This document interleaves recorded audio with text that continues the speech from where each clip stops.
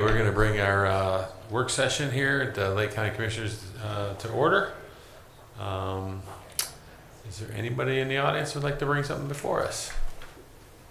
Bishop? No, not at this time. Okay. Matt? Not at this time. All right, that means that Commissioner Beavers has to tell a few jokes. I can provide our last work session we had. Sorry. I was giving you a moment to get a good one ready. At our previous work session, we had some representatives from a waste company. Yes. Had some questions. Randy has spoken with them. They have some ideas of what we could do to maybe help some of the situations that the gentleman brought forth. So I did just want to let you know that I spoke to Randy the following day. He had a call with Mr. Cutlow, talked to superintendent at the landfill, and trying to work towards some amicable solutions toward that. So I just want to report back on that. Do you know if Randy they were working on something already, weren't they, through the last year? Was that true, or? Well, we're always investing out there. I think we need to do a little bit more work on the haul roads and those sorts of things. And quite frankly, and the young gentleman brought it up, that was right during the fall, and then we had rain. So and I appreciate him bringing that up, not making excuses for what we can do a little bit better, but it was messy out there at that point in time.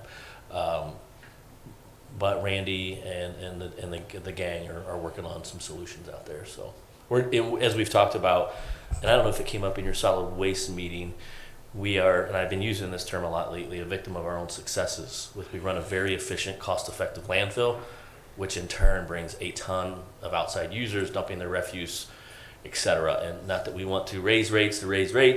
I know they're working on a study on where we're at, because there's some components that the Solid Waste Committee has to approve. There's a host fee, a state EPA fee, but an increase in tipping fees would allow us to do better improvements at the working face to make it safer, cleaner, and so on. I see what a bunch of rocks does. It works well. Mr. President, Yes. I do have a question, and I see the sheriff's coming up. I think that all three of us as county commissioners received a book as well as a letter from a concerned constituent. She wanted to make sure that as we continue to work on the new safety center, that we make sure that any herbage or trees or bushes that we plant are really appropriate to the project and are likely to survive and be cared for, and also not be invasive species that otherwise cause problems in the area. I'm sure that's something we're paying attention to, but since a constituent raised the concern with all of us, I think it's only appropriate to raise it with you and with the sheriff, just to make sure that's on our radar. I know that's going to be step 158 in the process, but it's still important to think about, because the green space does play into how our construction fits in downtown Painesville. Yeah, point well taken. And as part of the site plan submittal, there is an entire landscaping plan required by the city, noting various vegetation types that are subject to or appropriately planted in our climate. There's also considerations for salt tolerant vegetation because of the salting. Obviously, the sheriff's facility has to be accessible all the time. We will be installing a new vegetative mound on the Jackson Street linear footage. That'll be a mound with a 8-foot security fence with brick pillars, and for lack of a better term, wrought iron fencing, security fencing, and that will be complemented by all kinds of vegetation, and then we'll have vegetation throughout them. So long story short, yes, it's on the radar. It's a city requirement. As you may or may not know, Mark Eifelis, our buildings and grounds superintendent, had a former landscaping company, so he takes great pride trying to buy local out in Perry and Madison as well. So duly noted, and we'll do our best. Thank you. I had talked to Mark about that too, and he said that they are picking plants and trees that are native to the area, which is a big deal, because as a mayor we did a tree planting, and maybe we can do something the same every year. A group of kids in 4-H or somebody, we can do a tree planting. But when you plant the wrong tree, as a mayor, I had to replant several trees that died because they didn't belong in this climate, and they couldn't take wind, they couldn't, for whatever reason. Yeah. So, And then, as we know, we've acquired the former Burger King and around the corner, which will not be paved immediately. So there's an opportunity if we want to plant some hardwoods or whatever we want there, because I don't see us needing, especially that far corner in the immediate near term. That's something we could do. I would, if nothing else, like to do a street tree planting program to kind of get that urban canopy along the right of way built up from the Burger King going down to the corner where the former barber shop was and coming back. That'd be west with like a line tree planting program at a minimum. Just don't plant in the same trench as you put the power lines. No, we will not do that. We'll have the Liam Bruno oak. Well, it does explain something. I've always heard your nickname was Dead Tree Regovich when you were mayor in Burns easy. Willowick, so now I know. That's the other two mayors who are known for deforesting their cities. I just want to say it's important as we move forward here as talking points, because the public will be engaging a lot of us in terms of what the talking points are. And some of their concerns will be, why are we building a new facility? What's going to change in this facility? I was not working for the sheriff's office when the current facility was built. However, came in when it opened and have lived with the problematic issues from the beginning. The various vendors, whether that was for the card access system, phone service, whatever, that when belly up broke during the project, and we had to pick up the slack from that. I am extremely impressed by the people who have been involved in this project, from HOK to K2M, the architects, to really Gilbane. Has amazing individuals involved in their knowledge. We saw that yesterday in just walking the site, from the project manager to the site manager, to very keyed in at exactly what's going on, what's needed. At every aspect, they're looking at foliage, they're looking at office furniture, they're looking at fire protection systems, all those things, foundations that were problematic in our current facility. They have those covered, and they're going through it every day. And there's myriads of individuals involved in this project, from thinking ahead, ordering steel ahead of time, ordering the generators ahead of time, knowing those costs are going to increase or could delay a project. So I just want to say, moving forward, if people ask, this is an extremely professional organizations that are involved in this, and as well our representatives on the project, owners, reps. I can't say enough about Ellis Katz or Jeff Applebaum in terms of their knowledge, how much money they're saving, and how much they're into the detail. Ellis Katz, who is one of the owner's reps, I mean, he's particularly even about office furniture and cost involved. So it's a well-managed project. So if people ask, Gilbane is the right place, K2M is the right place, and they're doing this project the right way this time. I'm glad you say that. I'm new and wasn't here with the selection of any of those companies, but I know from family stories, I know Gilbane was used at Lakeland for a couple of their projects. I think specifically the new health tech building, and it's funny how hearing that a construction company, right, that you would think would just be caring about the construction, but they worked with other design folks, in this case at jail, but in that case education and classrooms and student experience, and that they had the consultant that came in that worked hand in hand with the construction folks to, help the construction of the buildings, Yes. the rooms and the buildings were actually being built with the purpose and the idea of, okay, centered around the individual who's going to be using it or benefiting from the product, not just building the building to build the building, right? So I'm thrilled to hear that, and you know the cost savings and the ideas and stuff. I was reminded when I took a tour of the new health building, the floor looked great. It was like a finished concrete that had like a ceiling over the concrete or something like that. And at one point in the phase of the project, they looked and they said, well, we were going to put like carpet down and this and this and that, but that was going to cost an extra.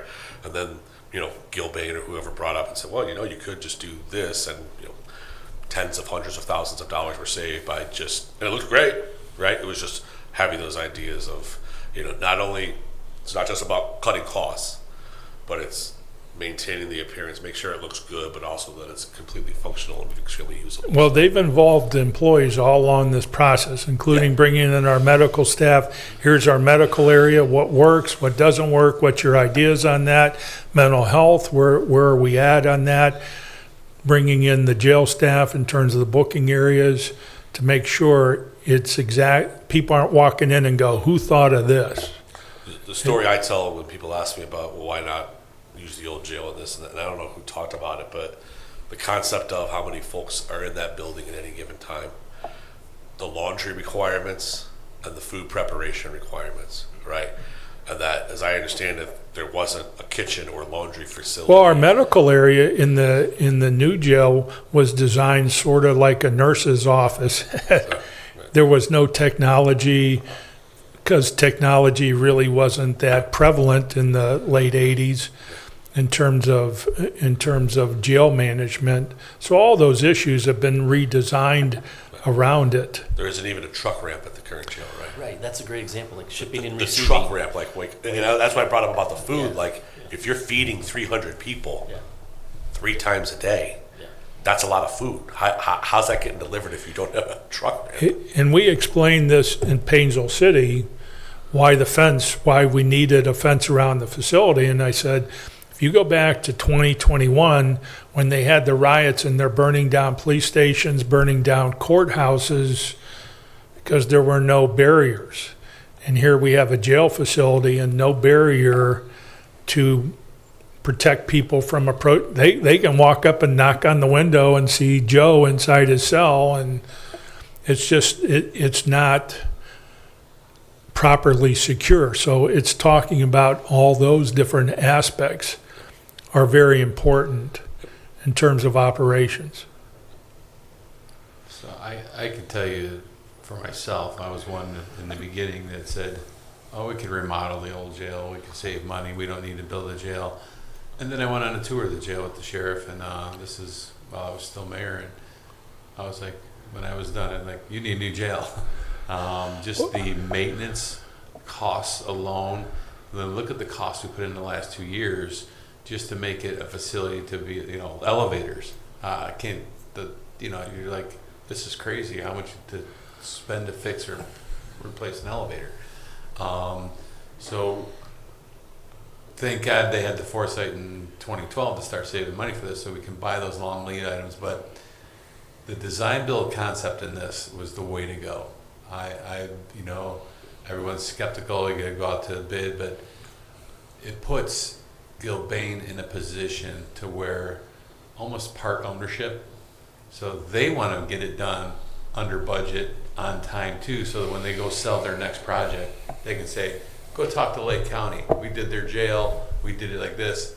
It's going to put them far ahead of any of their competitors in my eyes, because this is how we run a project. And they're going to call you as a reference. You can say, got everything I wanted. Everything works efficiently. Everything's, great. There's no unneeded space. There's no, rock was unturned.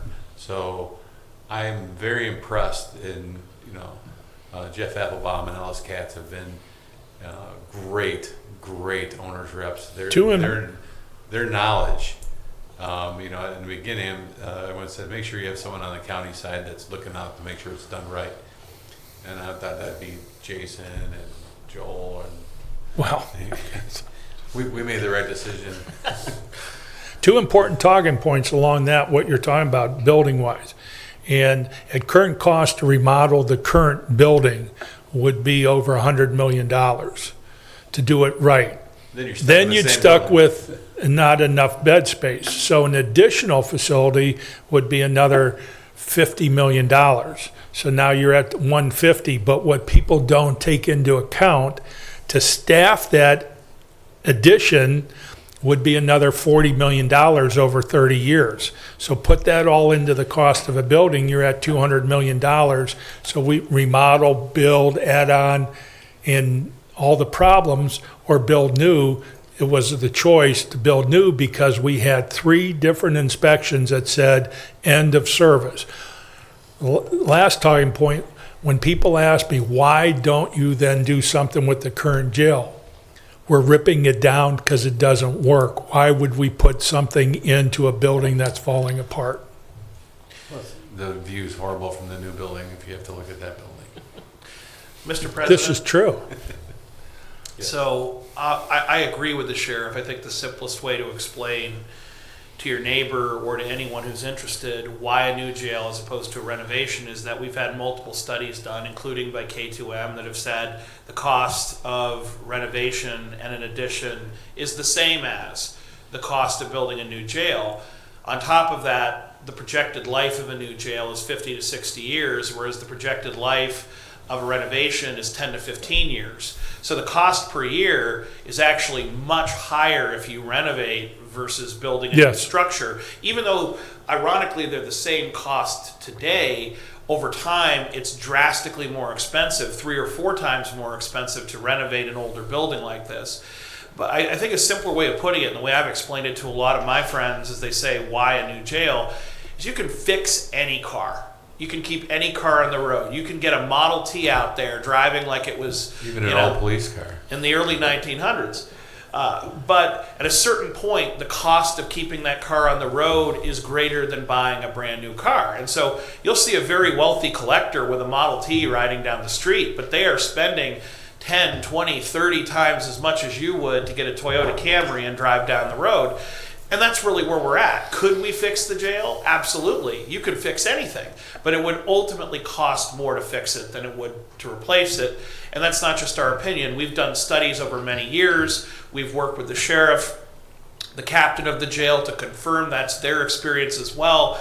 And when you see the major systems like the elevators and frankly even the external masonry falling apart, we have to put a couple $100,000 in the building every year just to deal with the masonry, because you have bricks that are liable to fall. And I think we know that if a brick fell from the 5th floor of the jail on someone's head on the sidewalk, that would be a very bad day for everyone involved. And we don't want that safety issue, but we also don't want to have to pay increasing amounts of money to do masonry on that facility every year on the year. Why are bricks falling off? It's because there's enormous water damage in the walls, because an experimental rubber roof was used on the old jail and it turned out to be a bad experiment. And they also, unfortunately, built the walls in such a way that the water gravitates from the ceiling to the walls, which causes the bricks to boo out, and eventually the masonry starts to fall from the top floor down to the sidewalk. Now we've been responsible. We haven't just let that happen. But if we didn't pour an enormous amount of money into that building, it would have become a public safety risk. And at a certain point, the maintenance just becomes outrageous. So important. And I think also to the community, to all the local police departments who bring clients here, the drop-off thing has always been a frustrating experience because of the size of it. I think we correct a lot of that, so we get a lot of those police officers back on the street faster. And that was the complaint, that we were paying overtime just because they had to take someone out to jail or pick them up for court or do this or do that. And they spent a lot of time doing that, where I think the process now is going to help each individual city or township that has a police department to get their people back on what they're supposed to be doing. So everything's so well thought out. Taking that tour that I was on in Detroit was an eye-opener, and that was a 1 million square foot facility. I was tired after that, but it was just an eye-opener with how things could be. The kitchen, the storage and things that if you can buy something on sale, you can now store it and have it. And we save money that way. There's just so many things that are involved that people don't see every day. So I'm pretty impressed with how things going.